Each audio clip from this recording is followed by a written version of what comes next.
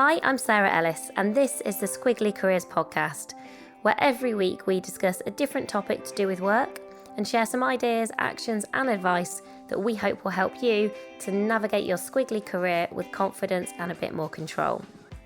This episode is part of our fourth Ask the Expert series, and we're covering a really great range of topics, including uncertainty, influence, storytelling, and leadership.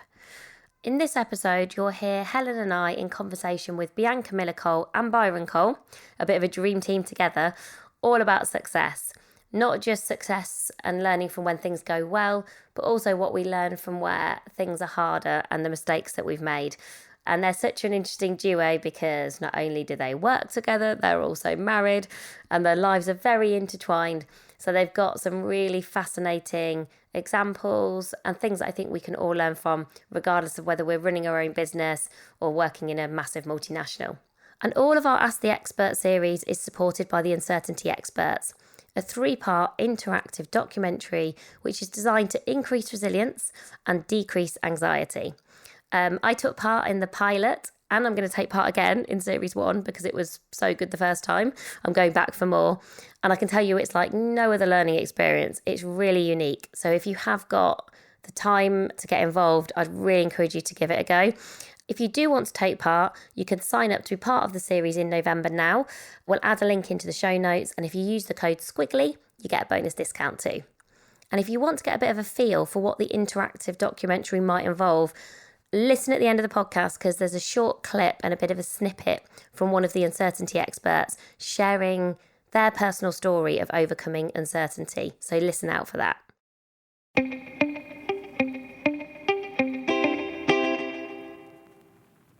So, Bianca, Byron, thank you so much for joining us today on this Squiggly Careers podcast, Ask the Expert special episode.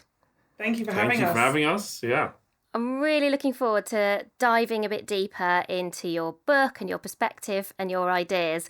And I wanted to start actually with your final chapter in the book. I was really struck by a quote that you started your chapter on success with, which was from Arthur Ashe, which I'd not come across before. And it's, success is a journey, not a destination. The doing is more important than the outcome. And I just wondered, when we think about success generally in our careers and within the context of squiggly careers, how do you both think about success, like for yourselves and together? Because we've talked before on the podcast about kind of maybe letting go of what we sometimes describe as like the shiny objects of success and some of the trappings of success that are really easy to be swayed by and to chase. But I sensed in the book that you were encouraging people to kind of think about success perhaps in a different way to that. So perhaps you could talk to us a bit more about that. So first of all, I 100% agree because we wrote it, right? Success is definitely a journey. And how do I define success? Well, everyone looks at success in a different way. Some people it's financial, some people it's goal orientated. So for me, when I look at my success, it's about doing the things that I love doing with the people that I love doing them with, changing people's lives whilst doing it, and getting a financial remuneration at the same time. For me, if I can cover that, I've won. I'm happy. Which is probably why I love mentoring so much, is because I can do all of that. I work with Bianca. I help people start, grow, scale, and develop their business. At the same time, they are changing their lives, their families' lives. They're putting themselves in positions that they would have never been able to put themselves in. And at the same time, whilst I make an income in other ways, more so than I would from mentoring, but I still get a financial remuneration. And all of those things, priceless. For me, that is what I call success. Yes, I've sold properties, I've sold businesses, I've done all these various different things in my journey, I've won awards. But that, for me, when people say, are you successful in what you do? Absolutely. I am doing what I love with the people that I love, and it's paying me an income at the same time, and I'm changing people's lives. How about yourself, Bianca? When you're thinking about success in a month or in a year, do you have certain timeframes that you think about success, or do you very much focus on present and in the here and now? I think there is that feeling sometimes when you achieve something, you're then running on to the next thing. You're not taking that moment to absorb that you've been successful, you've had a moment of success, but I think it's definitely a journey. So for me, I write really clear goals, and every time I achieve that goal, I'm like, okay, great, I've done it, move on to the next goal. And that's where I'm kind of defining my success is, okay, in that moment or in that year, what are the things that I want to achieve and have I achieved them? And a lot of that is associated with how much impact I can have on other people.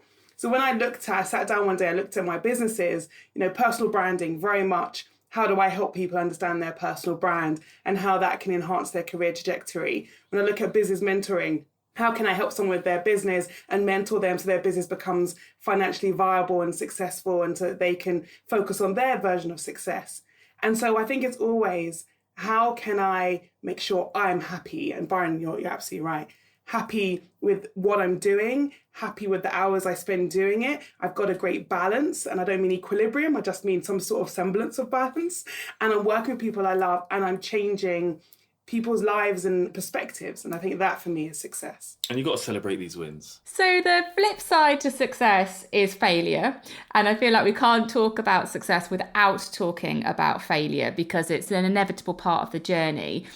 We talked about some of the shiny moments and the high fives at the end of the day. What has been a moment where it has felt like you failed? Just to bring that to life for people, but not just with the story. What did you learn from that failure that's helped you to succeed in a different way? I think the idea of failure is really interesting. We cover it in the book because I think we have a strong fear of failing in the UK specifically. I feel like in America, it's like, oh, you failed, you're bankrupt, your business didn't work. When are you starting again? Here, it's like, you failed, okay, go and get a job. Or you failed, okay, well, how do you pick yourself back up? And I actually think it's not about thinking I failed, that's it. It's about thinking that's a lesson. It's an opportunity to learn something. So as you said, when you fail, what did you learn? I've had various failures over time, although I don't like the word, various failures over time. And I think one of them was certainly in my first, maybe 18 months of starting my first business. I had started out with my savings pot. I had a bit of an investment from a family friend, and I had done various things to try and get this business off the ground, and they hadn't all worked. And I'd wasted a lot of money, time, and energy. And I remember maybe 18 months in thinking, okay, well, now I'm earning far less than I was in my career. I'm now having to use my credit card to kind of live and sustain some sort of lifestyle. So I felt like I'd failed. But at the same time, I thought, this can't be it. I didn't leave, as much as I knew in starting a business, I could always go back and get a job. I was employable. That wasn't going to be a problem. I didn't start to fail. I didn't start to just say, oh, well, 18 months is too hard, I'm going to stop. And I had to think, okay, what am I going to do? I now have to really bootstrap this business. I now have to get out there. I do have to network 3, 4, 5 days a week. I do have to be online and offline and on the phone and on email and really make it work. So it taught me a lot about resilience and overcoming those issues of rejection and those obstacles and the steps you have to take to keep yourself motivated, even when times are hard and when things don't look like they're working. And, 9 years later, the business is still going. So it's an illustration that sometimes you just have to work through it. I really like that idea that failure is not a full stop. It's more like a signal rather than a stop. It's a signal that you might want to do something different or try something out in a different way so that you can move forward. And what about you, Byron? Has there been a moment where you've kind of had that failure, inverted commas, but it's helped you to move forward? Absolutely. So I had a business that failed. I invested all my money into a business. I was still at university. I was brokering property deals, had a great income, invested all my money into an estate agency, and that business failed. I left with nothing other than knowledge, literally left with nothing other than knowledge. That learning experience or that failure allowed me to start my first business by myself, which I actually sold. But also to this day, I have so many contacts from that first business who give me opportunities, who give me so much more that I would never have learned. And I learned, it was like a crash course. I literally learned everything about the property industry. It was an estate agency. I was a sales negotiator, the lettings negotiator, the sales manager, the lettings manager. I was the property manager. I learned everything, and the first business was a property services business. So we helped landlords and estate agents and people who are buying and selling their homes with services that they needed, like EPCs, floor plans, photography, all the things that you need when you're buying or selling your home. And without that experience and that failure, I wouldn't have started that. And to this day, I still get opportunities from people within my network that I met from that experience. So absolutely, the failures definitely are a learning experience and knowledge. And at least sometimes you just know, don't do that again, right? And I was really interested when I was reading the book. You share some examples of some very famous people like Lady Gaga and Jim Carrey, who've used almost a combination of two techniques together to really help them to be successful. So I would kind of summarize these two techniques as visualization. So really thinking about in the future, what would you like to be? What would you like to achieve? Which is interesting when we kind of talked about you've got to balance that between, not being too future focused that you're not in the present, but this idea of visualization and how powerful it can be. And it's a really important you can't just do the visualization and then hope for the best.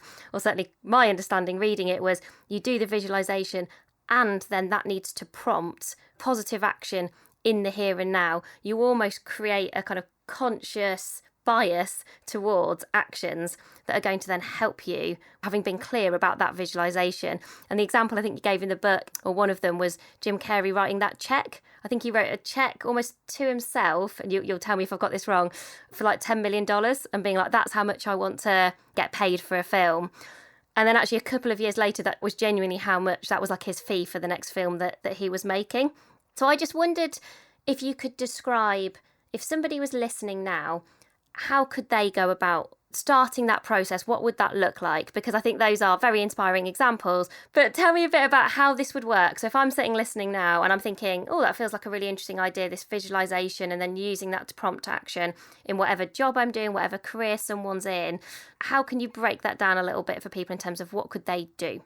Absolutely. So when we looked at it in the book, we said a visualization isn't just about the kind of physical, tangible, material items. But if we use a material item as an example, just to make it really easy, if, for example, you're saying, okay, I want to drive a particular car, or I want to drive or buy a particular house, it's important to not just visualize it and think, oh, what would that car look like? But actually think, okay, does that car exist? If it does, what is that car? Rather than picturing in your mind, I think it would be blue. It might be a saloon or a hatchback. Like, rather than going through that process, okay, find the car. What is the car that you want? You go onto Auto Trader, whatever. You find the car. You say, okay, that's the car. That's the one. So now you have a better understanding in real life terms of what that car is. You know what you're working towards. You then know how much it costs. You then can work out if you're going to pay for it up front, if you're going to pay for it monthly, what does that look like for your finances? Without having that knowledge of what that car is, you're just kind of in this mystical world without any real idea and appreciation for what it's going to take to achieve that goal. And so we then take it one step further. You found the car, you found it online, great. Well, now actually, why don't you go and see it? Why don't you go to the showroom and book a test drive, get behind the wheel and take that visualization into a place where real time, you've got your hands on that steering wheel, you know how it feels to be in that car. So now you can think, okay, well, now I've got that feeling, what are the actionable steps I need to take to make it a reality? And so that's where we take visualization from being an idea and being a dream to being a physical item or asset that we can actually purchase. And then we take it to that point where you feel yourself behind it. And that will then help to propel you to making it a reality. And I think it's so important to take those active steps, because sometimes it can feel quite wishy-washy when you think about the laws of attraction. But look at the laws of attraction, you put it into the universe and it appears. Well, no, it doesn't. It doesn't just appear. It does require you to actually do some work and to actually take some steps to make it happen. In the book, we talk about what we did with buying our house. We both wrote our goals. We wrote them separately. And then we came together to look at our goals and we said, oh, actually, a new house is on our goals together. We had a beautiful 3-bed house, with nothing wrong with it, but we had both had aspirations to change the house that we were living in. We hadn't had the conversation. We just looked at our goals like, oh, it's the same goals. What do we do? So we went online, we looked for the house. We had no idea how we'd buy it or how we'd get it. And then we started looking at houses, went around, and we found one and we made it happen. But if we hadn't had that conscious thought process that then went into, okay, what does this look like? Okay, well, what do we need to do? What's the mortgage situation? How do we pay for this? What steps? We wouldn't have gotten to that stage. And I think it's so important to take it from dream to tangible item, visualizing it, and then asset. So in the book, one of the chapters is all around goal setting, and we have talked a little bit about kind of those aspirational goals and how you can use visualization to help you. One of the things that I think is really important when people are thinking about success is how, whilst that stuff's really appealing and attractive, that long-term stuff, how they can make sure their everyday actions are taking them towards it, and they have a way that they can have everyday goals that get them towards their longer-term aspirations. Are there some things that you're kind of talking about in the book or that you have done in your own career that really help you to have that kind of attainable everyday sense of achievement with your goals, and that also connect you to that more kind of aspirational long-term vision for your future? Yeah, absolutely. So we love goal setting. We teach goal setting. It's one of my favorite things to talk about. And yeah, goal setting is definitely a process. But first of all, we need to have clarity. So sometimes we say we have goals and we don't have clarity on what the goals are. So I always say, make sure we have absolute crystal clear clarity of what your goals are. It should be like placing an order and sending it to a factory in another country and it comes back manufactured. So we need to be so detailed and specific and clear, because sometimes it's like, I want to be rich, or I want to lose weight, or I want to be healthy. Like, these are not measurable goals. Like, how can anybody, I always say, your 6-year-old child, nephew, niece should be able to tell you that you achieved this goal or not, right? So some of the things we talk about in the book naturally progress you in terms of creating a clear process for goal setting. I'll just talk about a couple of different things that we don't think about when we're goal setting, right? So we say, identify the obstacles and circle the number one thing and number two thing. So what is stopping you from moving forwards? What are the obstacles? Then we talk about, like, who do we need to have involved? So what stakeholders do we need to have involved to help you move forward? Work on the top two. What is the number one skill set that you need in order for you to move forward, or that's stopping you from hitting this goal? And then we think about, why have we not already achieved this goal already? They're just a handful of parts of a process for one goal. And if you can imagine, if you have 100 goals, just lock yourself in a room for a day and just do this for a day. The clarity that you'll have is incredible. And sometimes you don't have to do these things yourselves. You can, utilize your team, your staff, your partner, whatever it may be. But just that process of having a process naturally progresses you forward. And I find that is so powerful. Now that I've learned and created a process and studied other people's processes and programs, I'm like, oh my God, literally anything that I can dream of or I can have, because there's a process behind it. Okay, what is the number one thing? I mean, you say you're buying a property, okay, it's the mortgage or whatever. There's always a solution for everything. And when you look at, like, who do you need to have involved in the process and everything else, it becomes so easy and so crystal clear. And we use that not just for goal setting, but just for normal tasks within the business. Okay, well, why can't we move forward? Okay, these are the obstacles. Okay, who do we need to have involved, etc., etc. So that is the way that we use goal setting to move ourselves forward. And definitely something, we teach this to our mentees and we send them back. They write it down physically, the power of writing it down physically, etc. But we get them to write it down and send it to us. Before, we would hand it over when there was no COVID, but now they post it to us and we send it back to them 6 to 9 months later. And some of them are like, oh my God, I've hit so many things on this list. But yeah, such a powerful tool. So we know loads of people listening will have ideas for businesses. I think everybody has an idea for a business and probably an idea for a book, in my experience. But what often stops us, particularly I think from starting businesses, is that worry about, will I be a success? Will I be successful? And I was reflecting before our conversation today and thinking, I think one of the things that held me back from spending most of my time in Amazing If, so making that leap from my corporate career to Amazing If, I held on to this idea of, like, well, my success is quite intertwined with the organisations that I work for. That fear of failure that you talked about, Bianca, in terms of, but will I be successful as an entrepreneur? I don't think I know what that looks like. I've never done that before. I don't know many other people who do it. I don't think I'll ever describe myself as an entrepreneur. And all of these things kind of are chattering around in your brain. And so if somebody has got that thought, they've got an idea, so they've either got a niggle, they've got a fully formed idea, a half-formed idea, and they're trying to figure out, should I just launch it and go for it? Should I start to test it out? What would you advise and suggest for people, given you've both started actually numerous businesses, so you really are the experts in this. You've got that thought. What's that process that you both go through when you go from, I've got an idea, to action? What does that look like? And then we're all going to copy you. So I think one of the things you have to do is really sense check that the solution you're trying to offer is a solution that works for a real problem.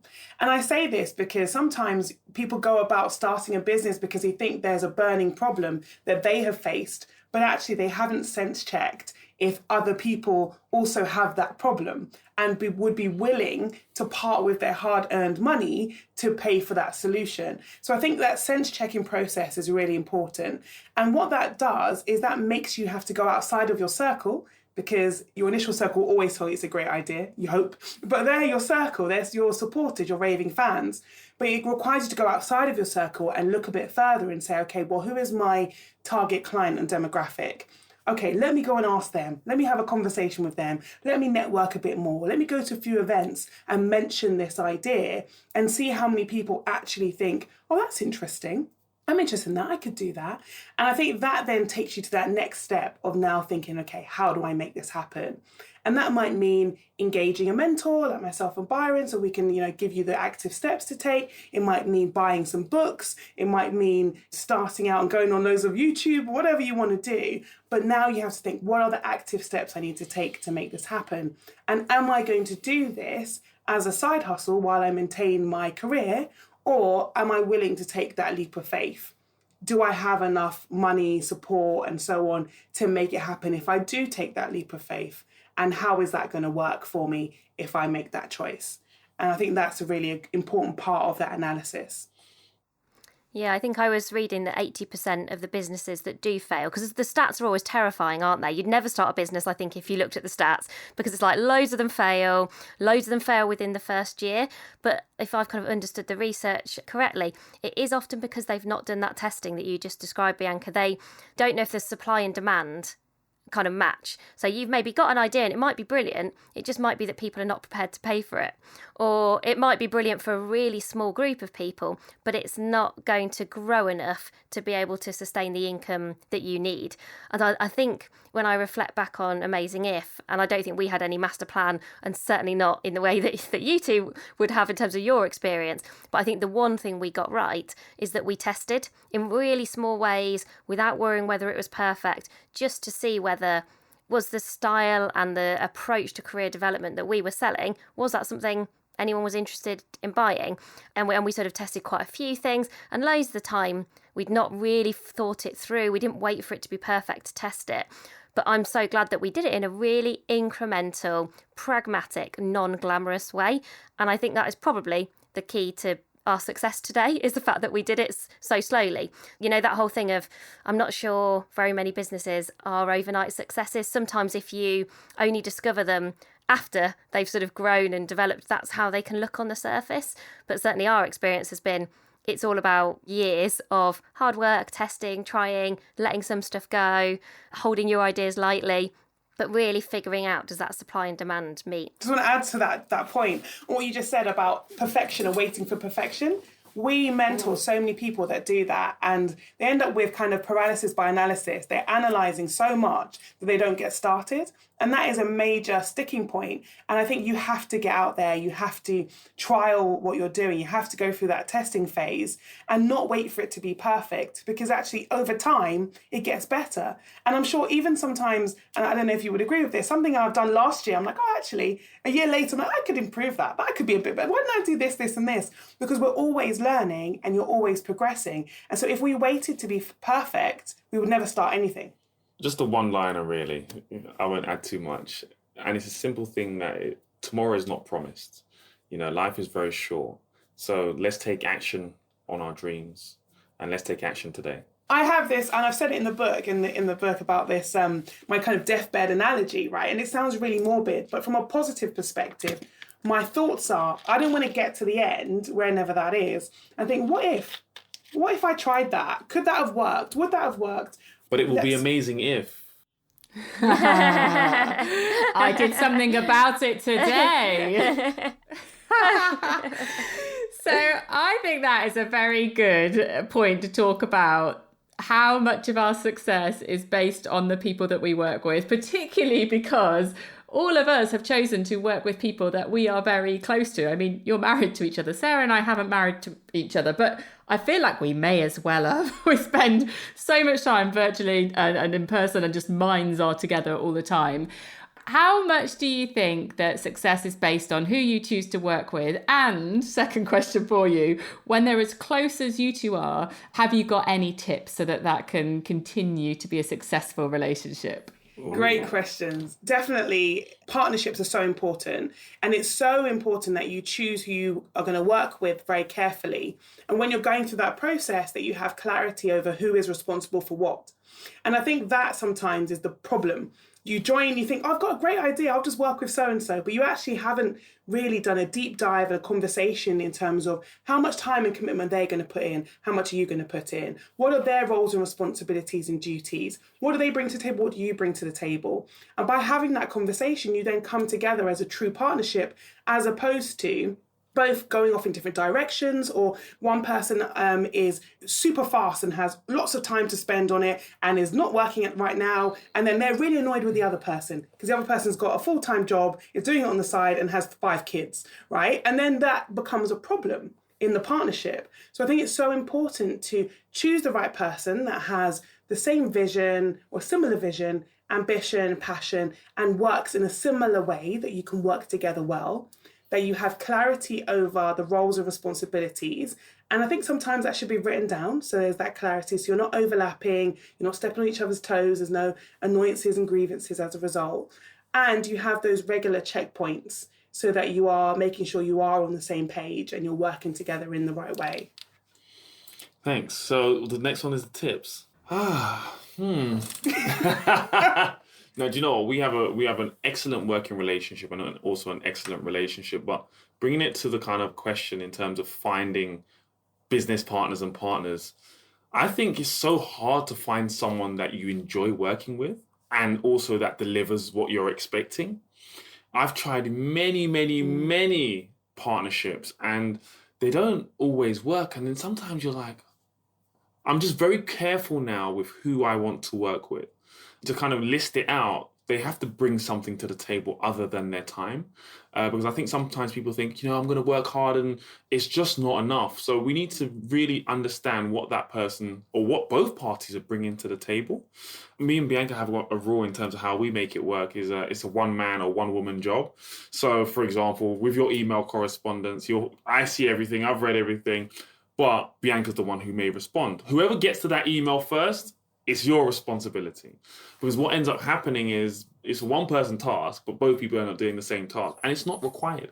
This is yours. You get on with that. This is mine. I'll get on with that. And we come together. We'll share any information that's required. Or when I'm in bed with my laptop, Sheila, I can read through anything that I need to get on with. And that is that is the laptop's name. That is our laptop's name. But definitely not making a one-man task a two-people task, I think is one of them. And then the other thing we do is, if there's a new project, because we're entrepreneurs, we wake up every day with a new idea, we'll sometimes say to each other, it's a crap idea, number one. But two, also, if it's an idea you want to pursue, okay, on your head be it. Giving them the authority to try something new or to do something new without having to always come back to you. So you still have that feeling of independence whilst having that opportunity to collaborate and partner, I think is really important. So you have to trust the person to be creative, you're working with to be creative. Let them do what they want to do if they really like it. And sometimes we come to the table, we're like, okay, I've thought of this great idea, and like I'm creating something new every 5 minutes, right? And then she'll be like, not sure about that. But then if I really like it, I'm doing it anyway. Well, you'll see. We'll soon see about that, right? But we allow each other to be creative and make mistakes, and we win together, we lose together. We finish all of our podcast interviews, all of our Ask the Expert interviews with the same question. And I'd love to hear from both of you because I'm sure you'll have different advice. But for our listeners, if you were going to share one piece of career advice with them, it can be your own advice, it can be words of wisdom that has been shared with you that you've just found really useful, what would it be? Byron, perhaps we'll come to you first and then let Bianca have the final word. Advice for somebody in a career. I would say this, but I read a stat once. I don't know how up to date this stat is, but the stat said that 85% of people are unhappy in their job and their role. So let's just say that's give or take 5% because it was an older stat. And I think in life, the life that we have here, we spend, a third of the time sleeping, a third of the time at work. And I think it's almost a crime for you to be unhappy whilst at work. So for me, career advice would be find the job you enjoy doing. And it's as simple as that, because life is short and you're going to spend so much time there, you have to be happy. And that would be my advice. Be happy with what you do. If not, make a change or adapt. Mine is probably pretty obvious. I'm going to say personal branding and networking. What a surprise. I think it's so important that people recognize the power of their own personal profile. I think so often in a career, you can get caught up with the organization you work for and the big brand and have not taken the steps to appreciate how pivotal you are in your role and in your position within that organization. So step forward, build your personal brand, build those relationships and your credibility. You don't know how long you're going to be in that organization. I think the pandemic has certainly proven that people were made redundant unexpectedly. So you can't just focus on the organization as a whole. You need to focus on what you bring to the organization and how you can build your credibility, your network to ensure that regardless of what happens, you have a really strong personal brand and profile. And people buy from people at the end of the day. So make sure you are using your light, your story, your experience to build who you are.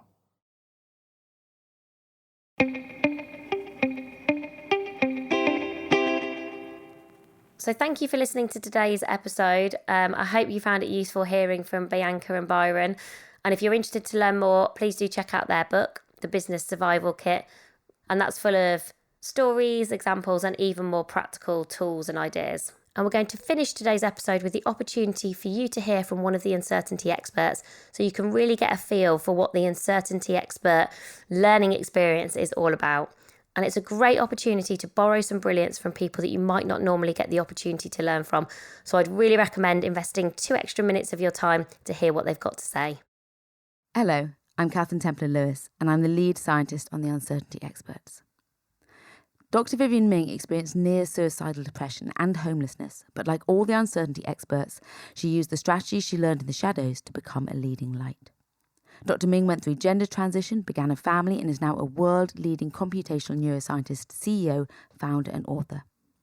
How do you reconcile the fact that in the 80s and 90s, I was flunking out of school and ended up homeless, and in the 2000s, I've published papers in Nature and founded half a dozen companies and invented a bunch of first things that never existed before. One of the clearest things that my life says, I hope, to many students, but anyone, is failure is an option. If you're, whatever we're talking about, the SATs or your A-levels or whatever it might be, there's no failure so bad you can't come back from it. So that's, I hope, one thing that my life is testament to, which is I failed at a truly spectacular level, and yet have come back and had the opportunity to contribute something meaningful to the world. Here, Dr. Ming reminds us of the importance of failure being an option. It's the psychological social conditioning to fear failure. In our pilot series, 80% of participants named failure as one of their major fears, and yet 90% admitted that the thing that scares them the most is the regret of missed opportunity. Without risking failure, we never give ourselves a chance to really succeed. We need to cognitively reframe failure. And what's more is that our fears are highly biased. Our brain is programmed with a negativity bias that means we put far more focus on negative outcomes and lose sight of possible good ones, which creates a limited mindset. In fact, a recent Science Foundation survey showed that of our 60,000 thoughts a day, 85% were negative. But of those worries, only 1 to 3% ever came true. And of those that did, 79% were handled far better than expected. Once you learn how to recognise your negativity bias and weigh failure up against the cost of never trying, embracing uncertainty suddenly becomes a far more appealing option.